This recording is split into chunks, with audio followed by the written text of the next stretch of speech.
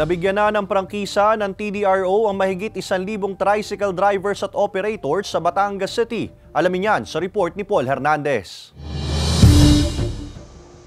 Original copy ng prangkisa para sa rutang Bulbok-Pierre ang kinuha ng tricycle driver na si Sulpicio sa tanggapan ng Batangas City Transportation Development and Regulatory Office o TDRO. Kailangan daw ito para sa pag-aasikaso ng linya ng tricycle sa LTO. Ang kolorum nahuhuli talaga eh. Ay di, malaking bagay. Oh, malaking bagay.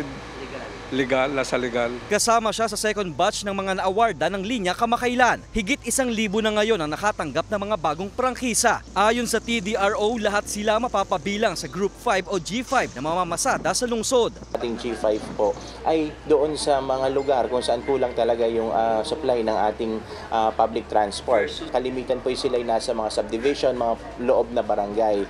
At doon po pumatak yung ating 1,000 plus. May mga na-inspeksyon ng mga tricycle ang TDRO. Pero ayon sa opisina, nasa 20% pa lang ang pumasa. Kabilang sa tinitingnan ng tamang taas ng sidecar ng tricycle.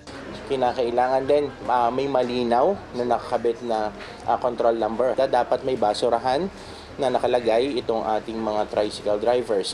If ever po ikaw ay bumagsak sa isa doon, although kompleto na yung papeles mo, hindi ka pa rin makakakuha. Opo. Kakabitan ng sticker at bibigyan ng ID ang mga pasadong unit para sa pamamasada. Tiniyak ng TDRO na walang magiging epekto sa trapiko ang mga bagong lehitimong tricycle sa lungsod.